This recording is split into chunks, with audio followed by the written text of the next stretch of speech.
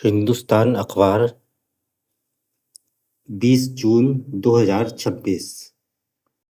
स्वामी यतीदानंद गिरी का लेख है, श्रद्धालुओं द्वारा अर्पित दान भक्ति का प्रतीक। भारतीय सभ्यता में मंदिर केवल पूजा अर्चना के स्थल नहीं रहे, वे राष्ट्र की सांस्कृतिक चेतना, राष्ट्रीय अस्मिता और सामूहिक स्वाभिमान के प्रतीक रहे हैं। भारत का इतिहास साक्षी है कि जब जब देश की संस्कृति पर पहचान पर संकट आया, तब तब मंदिरों में समाज को समृद्ध करने, संस्कृति स्मृति को सुरक्षित रखने और राष्ट्रीय आत्मविश्वास को बनाए रखने में महत्वपूर्ण भूमिका निभाई। सोमनाथ मंदिर इसका सर्वाधिक चर्चित उदाहरण है, जो भारतीय आत्मगौरव और संस्कृति पुनर्जागरण का प्रतीक बनकर उभरा। अयोध्या में भगवान श्री राम मंदिर करोड़ों भारतीयों की आस्था के साथ साथ उनकी सांस्कृतिक स्मृति, राष्ट्रीय भाव, बोध और सांस्कृतिक एकात्मकता का प्रतिनिधित्व करता है। सनातन धर्म की परंपरा में मंदिरों का महत्व सदैव बहुआयामी रहा है। देश के अनेक मंदिर धार्मिक संस्थान, शिक्षा और स्वास्थ्य, गौ संरक्षण, आपदा राहत, गरीबों की भोजन, छात्रवृत्ति और समाजोत्थान कार्यों में महत्वपूर्ण योगदान दे रहे हैं। इस दृष्टि से मंदिर भारतीय समाज के धार्मिक ही नहीं, सांस्कृतिक और सामाजिक उत्थान के महत्वपूर्ण स्तंभ रहे हैं। हाल ही में अयोध्या स्थित श्री राम जन्मभूमि मंदिर से जुड़े दान व वित्तीय प्रबंधन को अनियमितताओं के आरोपों की चर्चाओं ने लोगों को क्षुब्ध और आहत किया है। यदि किसी धार्मिक संस्था में दान राशि के दुरुपयोग अथवा वित्तीय अनियमितता की आशंका उत्पन्न होती है, तो यह खुद और निंदनीय है। श्रद्धालुओं द्वारा अर्पित दान विश्वास और भक्ति का प्रतीक होता है। इससे यह अपेक्षा बलवती होती है कि यदि कहीं कोई कमी है तो उसका उचित निराकरण कर व्यवस्था को अधिक सुदृढ़ बनाया जाएगा। किसी भी धार्मिक संस्था में वित्तीय अनियमितता या प्रबंधन संबंधी की कमी की आशंका उत्पन्न होती है, तो उसका समाधान पारदर्शिता, निष्पक्ष जांच, उत्तरदायित्व निर्धारण और संस्थागत सुधार के माध्यम से किया जाना चाहिए। कुछ लोग आज यही कर रहे हैं। अयोध्या में श्री राम मंदिर के निर्माण में देश के विभिन्न क्षेत्र, भाषाओं, जातियों और सामाजिक वर्गों के लोगों ने स्वेच्छा से योगदान दिया। इस दृष्टि से यह केवल मंदिर नहीं बल्कि राष्ट्रीय सहभागिता और सांस्कृतिक एकात्मकता का प्रतीक है। आज उत्तर प्रदेश की बागडोर एक निष्काम सेवा भावी संत योगी आदित्यनाथ के हाथों में है, जिन्होंने अपना संपूर्ण जीवन राष्ट्र, धर्म और समाज की सेवा के लिए समर्पित कर दिया। श्री राम जन्मभूमि आंदोलन की दीर्घ यात्रा में भी उनका योगदान किसी से छिपा नहीं। अयोध्या और राम मंदिर के प्रति उनकी श्रद्धा केवल प्रशासनिक दायित्व का विषय नहीं बल्कि व्यक्तिगत आस्था व जीवन की साधना का विषय रही है। ऐसे नेतृत्व में अयोध्या का अभूतपूर्व कायाकल्प हुआ है। ऐसे में यह सहज विश्वास किया जा सकता है कि वह राष्ट्रीय आस्था व सनातन स्वाभिमान के इस केंद्र के साथ किसी प्रकार का अपयश जुड़ने नहीं देंगे। लोगों को विश्वास है कि दोषी पाए जाने वाले व्यक्ति को बख्शा नहीं जाएगा। राम राज्य की परिकल्पना केवल भव्य मंदिर निर्माण तक सीमित नहीं है, यह पारदर्शिता, उत्तरदायित्व और जन विश्वास की रक्षा में भी निहित है। इसलिए जनता को यह विश्वास है कि श्री राम मंदिर की गरिमा, श्रद्धालुओं की भावना तथा दानदाताओं के विश्वास की रक्षा के लिए जरूरी कदम सरकार उठाएगी। हमें स्मरण रखना होगा कि बड़े आंदोलनों और व्यापक सामाजिक अभियानों में कभी कभी कुछ ऐसे लोग जुड़ जाते हैं जिनकी निष्ठा उस आदर्श के अनुरूप नहीं होती है अथवा जिन पर आवश्यकता से अधिक विश्वास कर लिया जाता है, ताकि श्रद्धालुओं के मन में निहित श्रद्धा, समर्पण व विश्वास और अधिक सशक्त होकर आगे बढ़ सके। किसी एक स्थान पर घटित अथवा किसी एक संस्था से संबंधित अनियमितता के आरोप के आधार पर देश की संपूर्ण मंदिर व मठ परंपरा पर प्रश्न चिन्ह नहीं लगाया जा सकता, जो मंदिरों, मठों व धार्मिक संस्थाओं के सहयोग से संचालित हो रहे हैं और जिनका लाभ बड़ी संख्या में नागरिकों को प्राप्त होता है। हाँ, इस प्रकरण ने यह अवश्य पुष्टि किया है कि धार्मिक संस्थाओं की व्यवस्थाएं आर्थिक अधिक पारदर्शिता, उत्तरदायी और जन विश्वास के अनुरूप हों।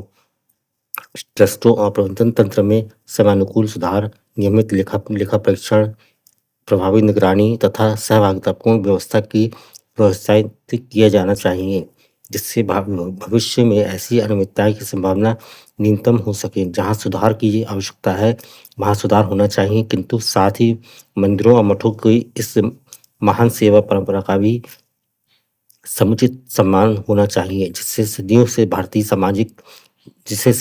से भारतीय समाज को आध्यात्मिक, सांस्कृतिक और सामाजिक आदान-प्रदान किया है। यही दृष्टि सनातन परंपरा, लोक मंगल और राष्ट्रीय उत्तरदायित्व के अनुरूप है। राजकुमार भाटी का लेख है, मामला रफा-दफा करने के लिए एसआईटी। करोड़ों भक्तों की आस्था के केंद्र श्री राम जन्मभूमि मंदिर के धन में चोरी, घोटाला और गबन का मामला अब किसी से छिपा नहीं है। अब यह प्रश्न नहीं है कि चोरी हुई या नहीं, प्रश्न यह है कि कितने की चोरी हुई और इसमें कौन लोग शामिल हैं। प्रश्न यह भी है कि क्या इस चोरी को ठीक से जांच होगी, कि चोरी का माल बरामद किया जाएगा।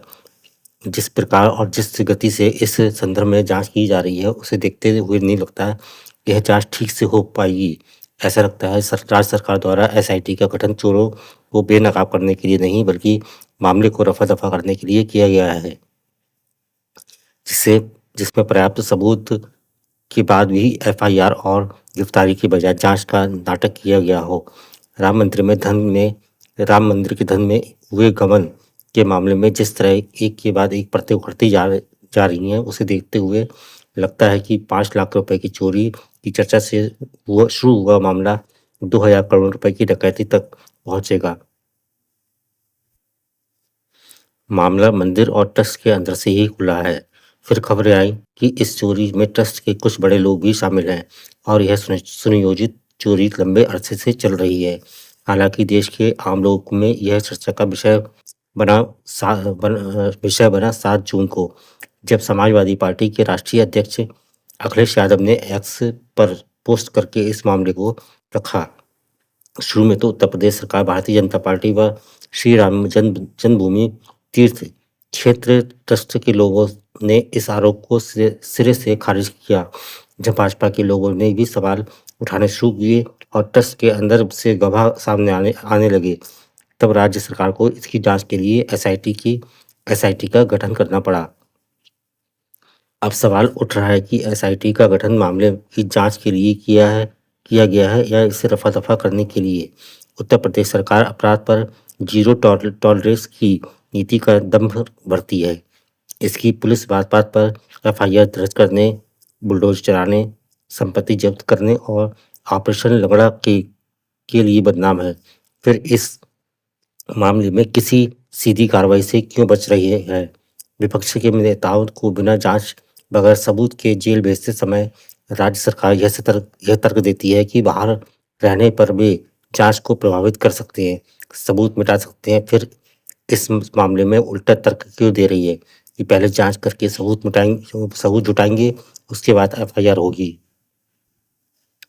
समाजवादी पार्टी ने मांग की है कि सुप्रीम कोर्ट इस मामले में स्वतः संज्ञान लेकर अपनी देखरेख में सीबीआई से निष्पक्ष जांच कराए। कई जानकारों का कहना है कि इस मंदिर से जुड़े धन की चोरी 1990 के दशक से ही चल रही थी और करीब 2000 करोड़ रुपए का गबन हुआ है। मंदिर के दान पात्रों में आई रकम की गिनती की प्रक्रिया से जुड़े पूर्व लेखा प्रभारी महिपाल सिंह ने कहा कि उन्हें सन 2021 में ही आदेश हुआ था कि गिनती में लगे कुछ कर्मचारी चंदे की रकम में हेराफेरी कर इस तरह रोजाना लाखों रुपए पार कर दी जाते थे। महिपाल सिंह ने यह भी बताया कि दान पेटियों से सोने, चांदी, हीरे, जवाहरात के जो जेवर निकलते थे, उन्हें ट्रस्ट के महासचिव चंपत राय का ड्राइवर टिन्नू ले जाता था। इन जेवरों का कोई हिसाब नहीं रखा जाता है। जब उन्होंने इन दोनों बातों की शिकायत ट्रस्ट के पदाधिकारियों से की, तो कोई कार्रवाई की बजाय उन्हें ही नौकरी से हटा दिया गया। इतना ही नहीं, टिन्नू ने 8 महीने की सीसीटीवी फुटेज भी डिलीट कर दी। राम मंदिर आंदोलन में कार सेवक रहे संतोष दुबे ने ट्रस्ट के महासचिव चंपत राय सदस्य अनिल मिश्रा, गोपाल राव और प्रज्ञू यादव के खिलाफ श्री राम जन्मभूमि थाने में तहरीर दी है। शिला पूजन के समय सोने, चांदी, हीरे, जवाहरात और अन्य कीमती सारी शिलाएं गायब है। इतना ही नहीं, शंकराचार्य स्वामी अभी मुक्तेश्वर नंद के साथ साथ राम मंदिर आंदोलन से जुड़े अनेक संतों और विद्वज्जनों ने भी इस मामले पर ट्रस्ट के जिम्मेदार लोगों को कटघरे में खड़ा किया है। इनमें से कई तो भाजपा और संघ के जुड़े रहे हैं। प्रश्न यह है कि इतने लोगों की आवाज उठाने, चोरी के ढेरों सबूत मिलने और चोरों की पहचान होने और कई जगह से माल की बरामदगी होने के बावजूद सरकार एसआईटी के नाम पर मामले को ठंडा करने की कोशिश क्यों लगी है? क्या सरकार नहीं चाहती कि प्रभु श्री राम के भक्तों की आस्था पर डाका डालने वाले लोग बेनकाब हों? क्या सरकार नहीं चाहती कि राम मंदिर में चढ़ावे और दान की प्रक्रिया पारदर्शी हो?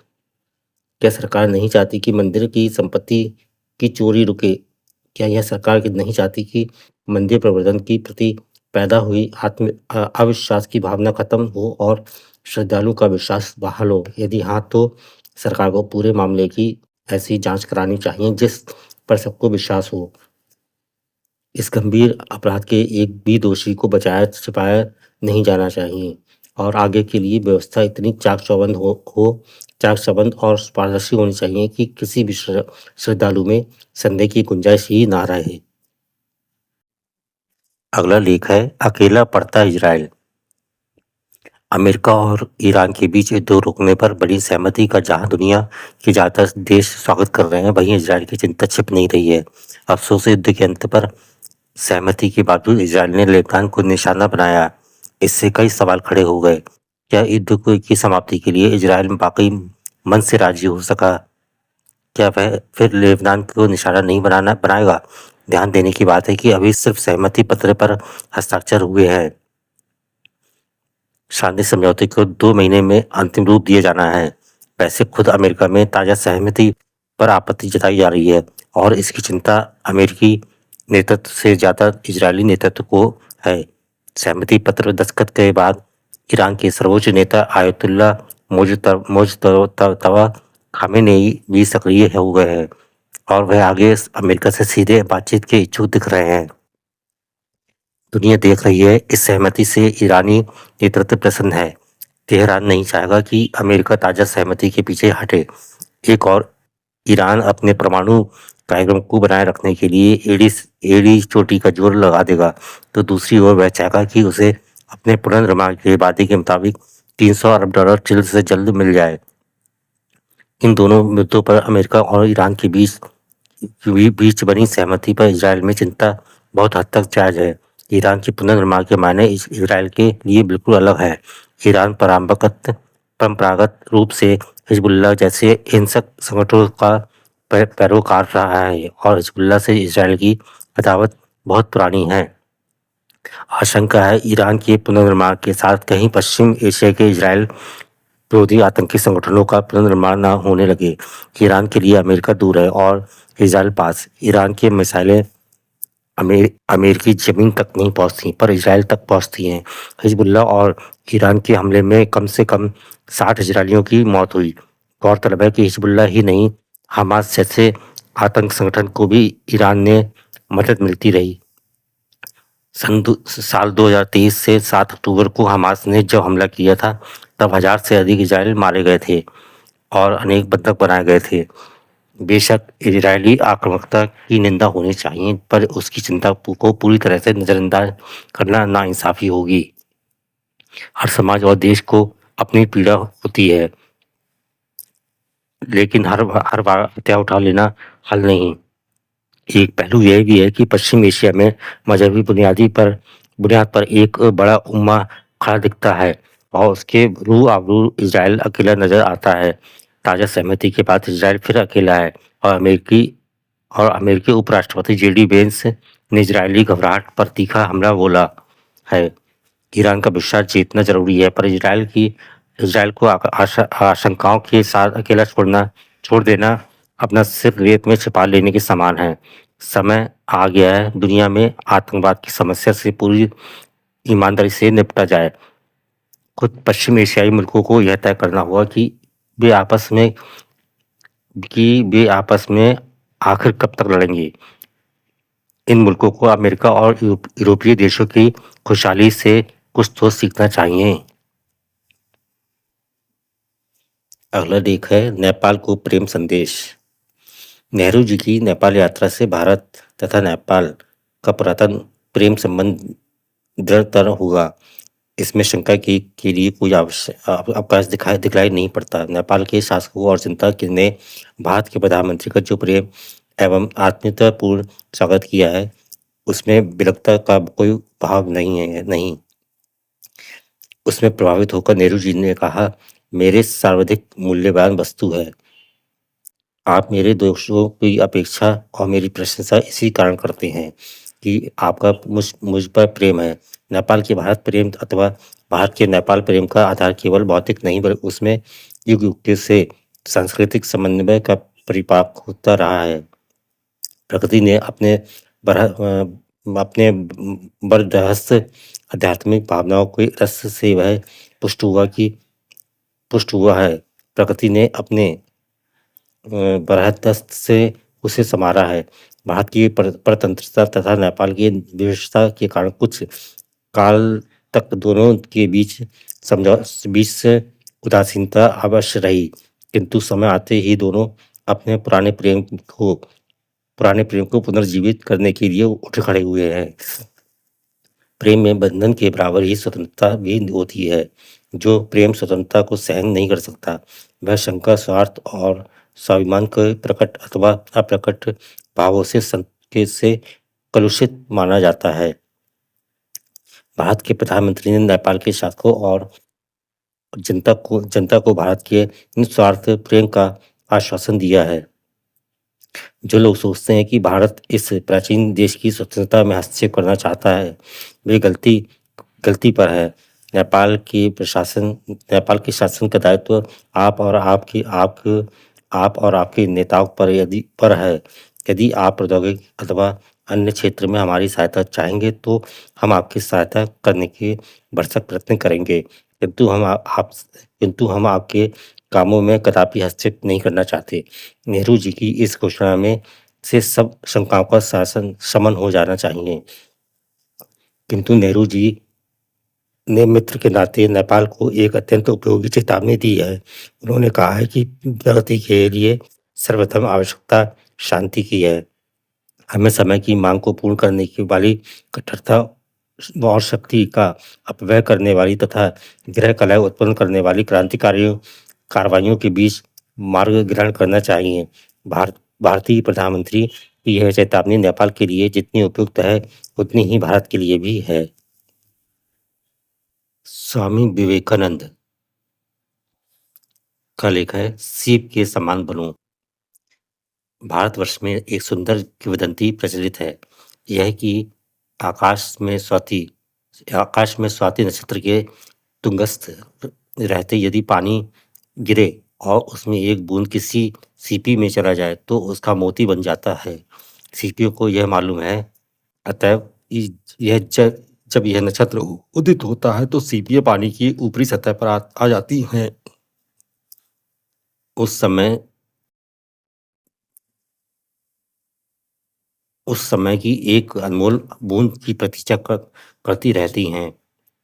जो ही एक बूंद पानी उनके पेट में जाता है, उस जल कण को लेकर मुंह बंद करके वे समुद्र के अथाह गर्भ में चली जाती हैं और वहां बड़े धैर्य के साथ मोती तैयार करने के प्रयत्न में लग जाती हैं। हमें भी उन्हीं सीपियों की तरह होना होगा। पहले सुनना होगा, फिर उसे समझना होगा और अंत में बाहरी संसार से दृष्टि हटाकर सब प्रकार की विक्षेपकारी बातों से दूर रहकर हमें अंतर्निहित सत्य तत्व के विकास के लिए प्रयत्न करना होगा। एक भाव को नया कहकर ग्रहण करके उसकी नवीनता चली जाने पर भी दूसरे नए भाव का आश्रय लेना, इस प्रकार बारंबार करने से तो हमारी सारी शक्ति ही इधर उधर बिखर जाएगी। इसलिए एक भाव को पकड़ो और उसी को लेकर रहो, उसका अंत देखे बिना उसे मत छोड़ो। जो लोग एक भाव लेकर उसी में मत रह सकते हैं, उन्हीं के हृदय में सत्य तत्व का उन्मोष होता है। जो लोग यहाँ का कुछ, वहाँ का कुछ, सब विषयों को चखते जाते हैं, वे वास्तव में कभी कोई चीज़ नहीं पा सकते। वे वे चिरकाल तक प्रकृति के दास बने रहेंगे, कभी अतीन्द्रिय राज्य में विचरण ना कर सकेंगे। जो सचमुच योगी होने की इच्छा करते हैं, उन्हें थोड़ा-थोड़ा हर विषय को पकड़ने की वृत्ति सदैव के लिए छोड़ देनी चाहिए। आज के सारे लेख पूरे हो गए।